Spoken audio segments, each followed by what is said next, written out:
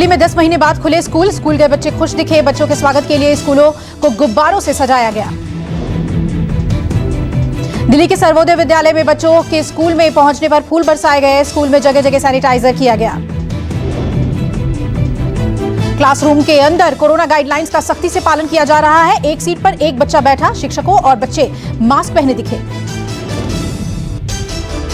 दिल्ली में कोरोना संक्रमण काबू में है। हालांकि कोरोना का खतरा जारी है, पर बच्चों की बोर्ड परीक्षाओं को देखते हुए आज से सीनियर स्कूल खोल दिए गए हैं। सच्ची बताऊं, मुझे बहुत अच्छा फील हो रहा है अपने टीचर्स से मिलके, अपने फ्रेंड्स से मिलके, और मुझे स्कूल आके बहुत ज़्यादा अच्छा लगा। आते वक्त हमारे हैंड सैनिटाइजर किए गए गेट पे और हमारा टेम्परेचर चेक किया गया, और जिनके पास मार्क्स नहीं थे स्कूल से मार्क्स भी दिए गए उन्हें, ताकि वो मतलब कि इस बीमारी से बच सकें। दिल्ली के अलावा राजस्थान में भी स्कूल खुले। दिल्ली राजस्थान से पहले यूपी, बिहार, गुजरात, कर्नाटक, ओडिशा और पंजाब में 10वीं 12वीं के स्कूल खोले जा चुके हैं। दिल्ली में खुले स्कूलों का जायजा लेने पहुंची दिल्ली के डिप्टी सीएम और शिक्षा मंत्री मनीष सिसोदिया। क्लासरूम में जाकर बच्चों से बात की।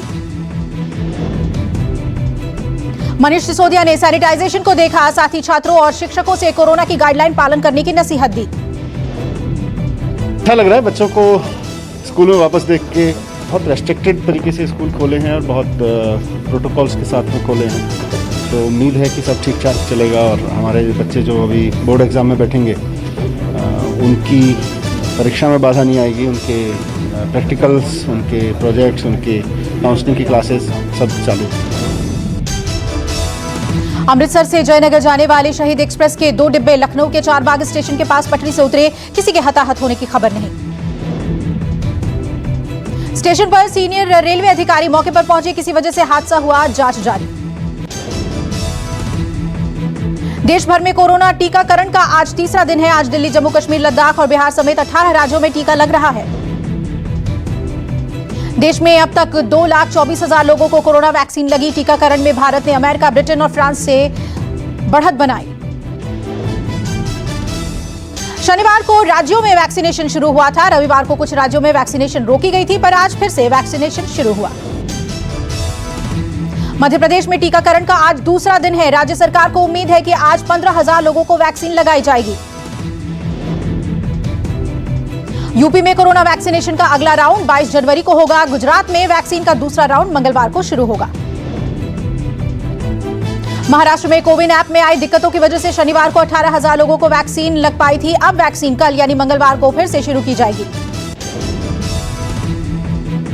केंद्रीय कृषि मंत्री नरेंद्र सिंह तोमर ने ट्रेन में सिख समाज के साथ लंगर खाया। ट्रेन से मुरैना जा रहे थे कृषि मंत्री।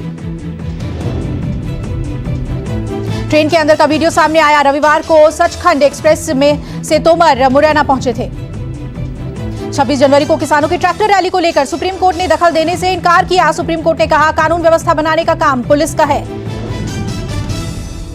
किसानों ने कहा, 26 जनवरी को दिल्ली के आउटर रिंग रोड पर किसान परेड निकालेंगे। किसानों की ये ट्रैक्टर परेड 50 किलोमीटर लंबी होगी। किसान नेताओं ने कहा, गणतंत्र दिवस समारोह में कोई रुकावट नहीं डाली जाएगी, पर हम तिरंगे के साथ ट्रैक्टर रैली निकालने का अधिकार रखते हैं। दिल्ली के अलग अलग बॉर्डर्स पर किसान अपने मांगों को लेकर अड़े हुए हैं। आज किसान आंदोलन का 54वां दिन है। देश में कोरोना के नए मामलों की रफ्तार और कम हुई। 24 घंटे में 13,788 नए मरीज सामने आए। एक दिन में 145 लोगों को कोरोना के चलते अपनी जान गंवानी पड़ी। अच्छी खबर यह रही कि 14,000 से ज्यादा लोग कोरोना को मात देकर अस्पताल से घर लौटे। देश में एक्टिव केस लगातार घट रहे हैं। अब करीब 2,08,000 लोगों का देश के अस्पतालों में इलाज चल रहा है। देश में कुल कोरोना मरीजों का आंकड़ा 1,05,71,000 से ज्यादा है। कोरोना से अब तक 1,52,000 लोगों की मौत हो चुकी है। कोरोना के मरीज को यूएई से एयर एम्बुलेंस के जरिए इलाज के लिए केरल लाया गया। यूएई सरकार और भारत में केरल सरकार से विशेष अनुमति ली गई थी। अहमदाबाद और सूरत मेट्रो प्रोजेक्ट का पीएम मोदी ने किया शिलान्यास। प्रधानमंत्री नरेंद्र मोदी ने अपने गुजरात को आज एक और तोहफा दिया। प्रधानमंत्री ने वीडियो कॉन्फ्रेंसिंग के जरिए अहमदाबाद मेट्रो के दूसरे चरण और सूरत मेट्रो प्रोजेक्ट की भूमि पूजन किया। पीएम मोदी ने गुजरात को तोहफा देने के बाद कहा, आत्मविश्वास के साथ फैसला ले रहा है भारत विकास पर अग्रसर है। पाकिस्तान के सिंध को अलग देश बनाने की मांग तेज हुई। पीएम मोदी की तस्वीरों के साथ लोगों ने प्रदर्शन किया। प्रदर्शन में नरेंद्र मोदी समेत कई विदेशी नेताओं की तस्वीरें दिखाई दी। प्रदर्शनकारियों ने अपील की कि विश्व के नेता सिंध को अलग देश बनाने में मदद करें। इसी तरह बीजेपी अध्यक्ष जेपी नड्डा करेंगे लखनऊ का दौरा। यूपी में कैबिनेट विस्तार पर होगी चर्चा। जेपी नड्डा 22 से 24 जनवरी तक लखनऊ दौरे पर रहेंगे। सूत्रों के मुताबिक नड्डा पार्टी को लेकर बड़ी बैठक करने वाले हैं, जिससे संभावित मंत्रिमंडल विस्तार शामिल है।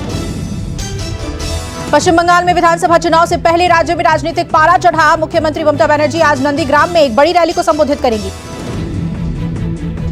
नंदीग्राम शुभेंदु अधिकारी का गढ़ माना जाता है। माना जा रहा है नंदीग्राम में रहकर दीदी अधिकारी पर हमला बोलेंगी। मुख्य चुनाव आयुक्त सुनील अरोड़ा समेत चुनाव आयोग की टीम आज असम रवाना होगी। चुनाव तैयारियों का लेगी जायजा। कार्यक्रम के अनुसार चुनाव अधिकारी आज शाम गुवाहाटी पहुंचेंगे और 20 जनवरी को कोलकाता के लिए रवाना होंगे।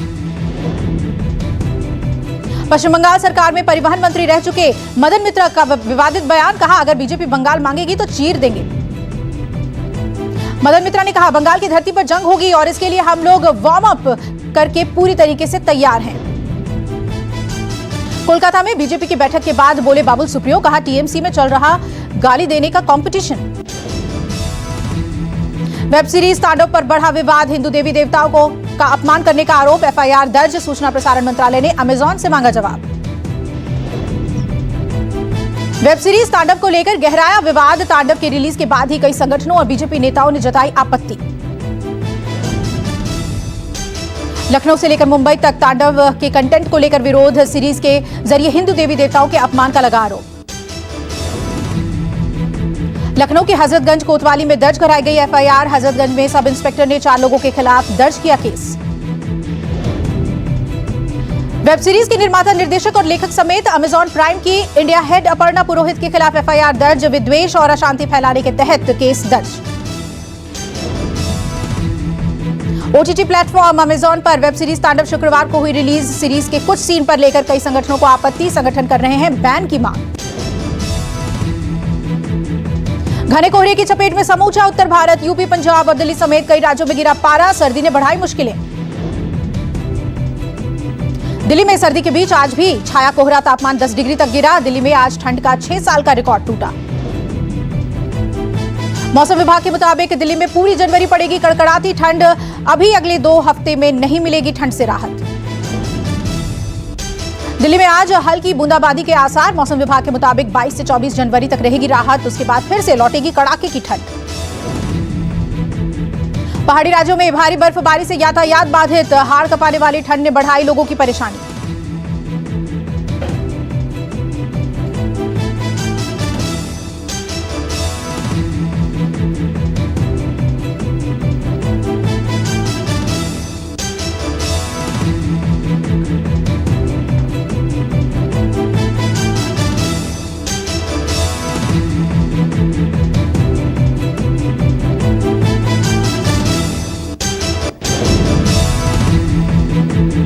दिल्ली में प्रदूषण की वजह से लोग जहरीली हवा में सांस लेने के लिए मजबूर। दिल्ली में एयर क्वालिटी इंडेक्स 421 पर पहुंचा।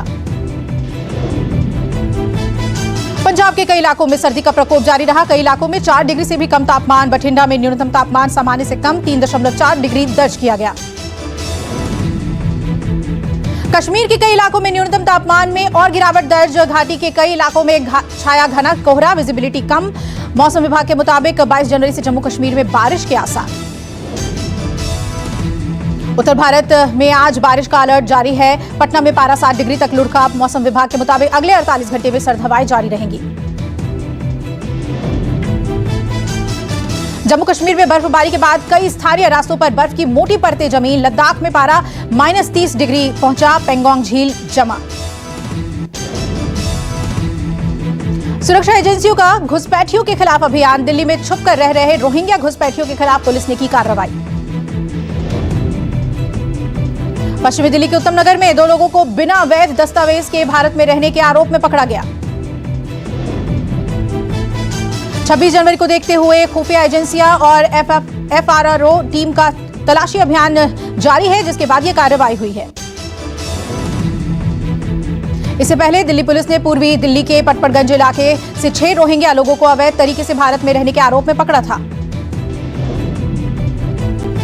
सूत्रों के मुताबिक ये सभी लोग ट्रेन के जरिए त्रिपुरा से दिल्ली आए। इनके पास भारतीय होने का कोई दस्तावेज नहीं है।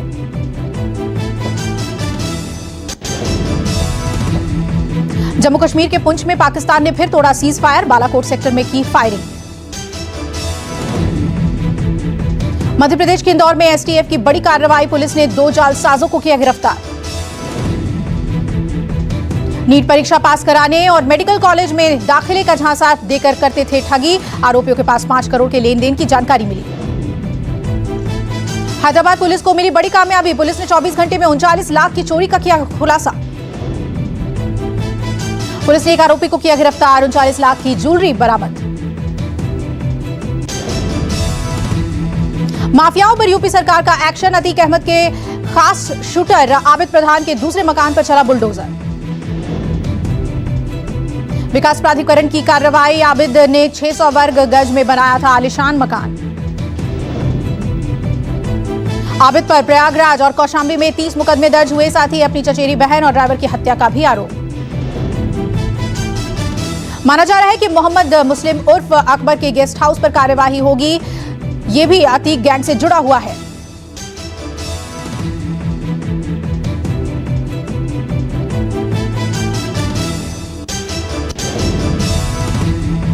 बुलंदशहर के पास दिल्ली कानपुर नेशनल हाईवे से ड्यूटी पर जा रही महिला से एक स्नैचर ने मोबाइल छीना। स्नैचर ने महिला को ट्रक के आगे धक्का दिया, हादसे में बाल महिला की जान बची।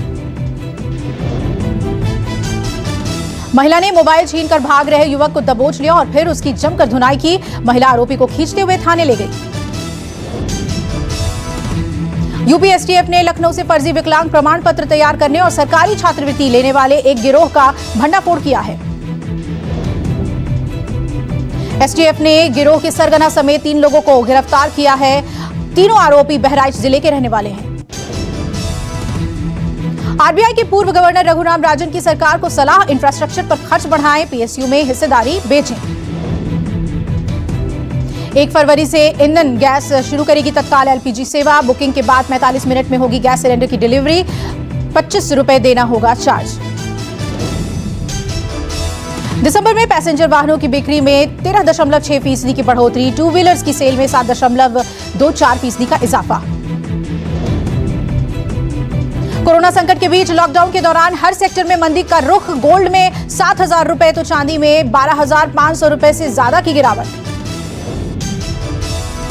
इंजीनियरिंग और फार्मास्यूटिकल क्षेत्र में जनवरी के पहले हफ्ते में 11% निर्यात बढ़ा, आयात में हुई 6.58% की बढ़ोतरी। भारत में आज लॉन्च होगा Oppo Reno 5 Pro 5G, कई खास फीचर्स के साथ होगा लॉन्च। व्हाट्सएप ने ट्वीट के जरिए दी जानकारी, व्हाट्सएप ने यूजर्स से कहा आपकी प्राइवेसी सुरक्षित। गूगल सर्च पर लीक हुए व्हाट्सएप यूजर्स के फोन नंबर्स, बढ़ा हैकिंग और स्पैम का खतरा। एसबीआई ने जारी किया वीडियो अलर्ट, कहा केवाईसी जांच के लिए कॉल या मैसेज फ्रॉड कॉल हो सकता है, सावधान रहें। रेनॉल्ट की 5 ई-टेक कार टेस्ला को देगी टक्कर, कार को 2023 में लॉन्च करने की योजना बनाई जा रही है। दमदार कैमरे के साथ Oppo का 5G smartphone Oppo A93 launch, 20 जनवरी से शुरू हो सकती है बिक्री। मोबीक्विक में क्रेडिट कार्ड से मनी ऐड करने पर लगेगा 2% तक का चार्ज, जबकि महीने में कुल 10,000 रुपए तक ऐड करने पर नहीं लगेगा चार्ज। भारत में स्मार्टफोन itel Vision 1 Pro हुआ लॉन्च, फोन में बैटरी, ट्रिपल रियर कैमरे जैसे कई खूबियां, कीमत सिर्फ 6,599 रुपए। पहले से सस्ता हुआ Oppo A12 का दाम 4230 mAh की बैटरी के साथ मिलेगा दमदार कैमरा। सोशल मीडिया हैकर्स के चपेट में आई फिल्म अभिनेत्री तब्बू, हैकर्स ने हैक किया तब्बू का इंस्टाग्राम अकाउंट। साशा रामचंदानी से शादी करेंगे हरमन बवेजा, 21 मार्च को कोलकाता में लेंगे 7 फेरे। भारतीय शास्त्रीय संगीतकार और पद्म विभूषण से सम्मानित उस्ताद गुलाम मुस्तफा खान को राजकीय सम्मान के साथ किया गया विदा, मुंबई में किए गए सुपुर्द खाक। महाभारत में कर्ण के किरदार में नजर आएंगे शाहिद कपूर, साल के अंत तक फिल्म की शूटिंग हो सकती है शुरू। कंगना रनौत की नई फिल्म मणिकर्णिका रिटर्न्स पर विवाद, निर्माता ने आरोपों को किया खारिज। नमस्कार, मैं हूं मानक गुप्ता। अगर आपको हमारा ये वीडियो पसंद आया हो तो इसे लाइक और शेयर जरूर करें और हाँ, हमें सब्सक्राइब और फॉलो करना ना भूलें ताकि आप देश और दुनिया की कोई खबर मिस ना करें। तो जुड़े रहिए हमारे साथ और देखते रहिए न्यूज़ 24।